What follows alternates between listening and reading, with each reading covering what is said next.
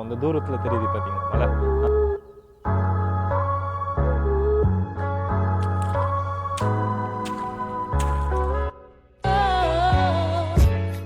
வணக்கம்.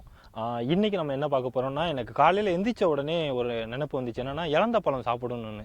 ஏன் எதுக்கெலாம் தெரியல, ஆனால் திடீர்னு இலந்த பழம் சாப்பிடணும்னு யோசனை வந்துச்சு. இது ஒரு 15 வருஷத்துக்கு முன்னாடி அந்த காடாக அலைஞ்சு சின்ன வயசில் வந்து பசங்களாக சேர்ந்து அந்த இலந்த பழம் பறிக்கிறதே வந்து ஒரு வேலையாக வச்சுருப்போம். ஸோ திரும்ப அதே மாதிரி ஒரு பயணம் பண்ணலாம், அந்த கூட என்னுடைய ஃப்ரெண்டையும் கூட்டு போகணும் அப்படிங்கிறது, அதை வீடியோவாக பண்ணலான்னு நினச்சி தான் இந்த வீடியோவில் என்ன பார்க்க போகிறோம்னா, இலந்த பழத்தை பறித்து சாப்பிட போகிறோம். எப்படி பண்ணலாம் அப்படிங்கிறத பார்க்கலாம் வாங்க.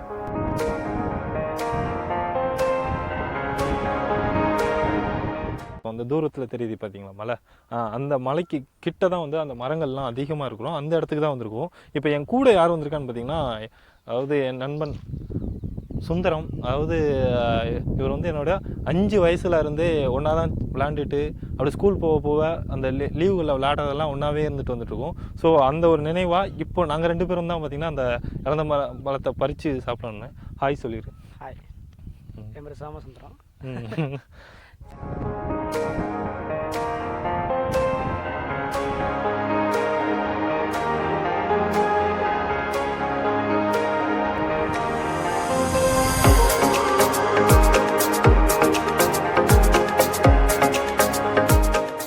மலை கிட்ட வந்தாச்சு.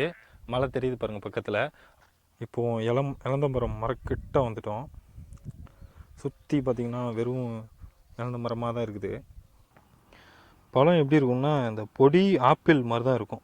அதாவது ஏழைகளின் ஆப்பிள்னு சொல்ல காரணமே அது ஆப்பிள் தோற்றத்தில் இருந்தாலும் ஆப்பிளை விட இது அதிக சத்து இருக்குதுன்னு சொல்கிறாங்க.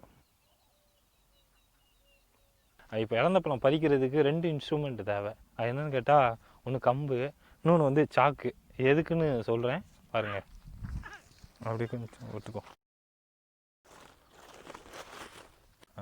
இதில் வந்து பார்த்திங்கன்னா முள் இப்போ வந்து பறிக்க முடியாது, முள்ளாக இருக்கும். அதனால தான் பார்த்திங்கன்னா நம்ம கம்பு வச்சு அடிக்கிறது. இந்த மாதிரி இப்படி அடித்தோம்னா இருக்கிற பழம்லாம் கீழே உளுந்துடும். அந்த உளுந்த பழம் வந்து கரெக்டாக அந்த சாக்கில் இருக்கிறதுனால நம்மளால் ஈஸியாக பறிக்க முடியும்.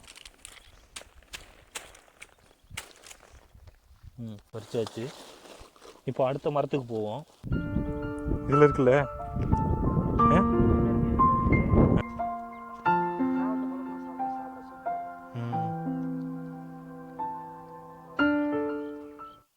இந்த வீடியோவில் ஒரு இலந்த பழம் பறித்து அதை சாப்பிட்டு பார்த்தோம். நல்ல புளிப்பும் ஒரு இனிப்பும் சேர்ந்த ஒரு சுவை. இதுக்கு இலந்த பழம்னு பேர் வர்றது காரணம் கேட்டிங்கன்னா, நம்ம உடம்புல இழந்த சக்தியை திரும்ப தரக்கூடிய ஒரு சக்தி வந்து இந்த பழத்துக்கு இருக்கும். அதனால தான் இதுக்கு இலந்த பழம்னு பேர் வந்துச்சு. இதோட பிறப்பிடம் பார்த்திங்கன்னா சைனா. இதில் நிறைய மருத்துவ குணம் இருக்குது. என்னென்னு கேட்டால், கர்ப்பிணி பெண்ணுக்கு, மாதவிடாய் பிரச்சனைகளுக்கு இதுக்கெல்லாம் தீர்வு கொடுக்கக்கூடிய ஒரு நல்ல பழம். நல்ல குளிர்ச்சி மிகுந்த பழமும் கூட. ஆப்பிள் ஆரஞ்சுக்கு நிகராக இதுலேயும் அவ்வளோ சத்து நிறைந்த ஒரு பழம் தான் இலந்த பழம். இலந்த பழம் பறிக்கிற மாதிரியே நிறைய விஷயங்களை கடந்தும் மறந்தும் வந்திருப்போம். ஸோ அந்த மாதிரி விஷயங்களை கமெண்ட் பாக்ஸில் போடுங்க. நான் வீடியோவாக எடுக்க ட்ரை பண்ணுறேன். இது வரைக்கும் நம்ம சேனலை சப்ஸ்கிரைப் பண்ணலைன்னா சப்ஸ்கிரைப் பண்ணிடுங்க. அண்ட் உடனுக்குடன் நோட்டிஃபிகேஷன் தெரிஞ்சுக்கிற பெல் பட்டனை கிளிக் பண்ணிடுங்க. தேங்க்யூ.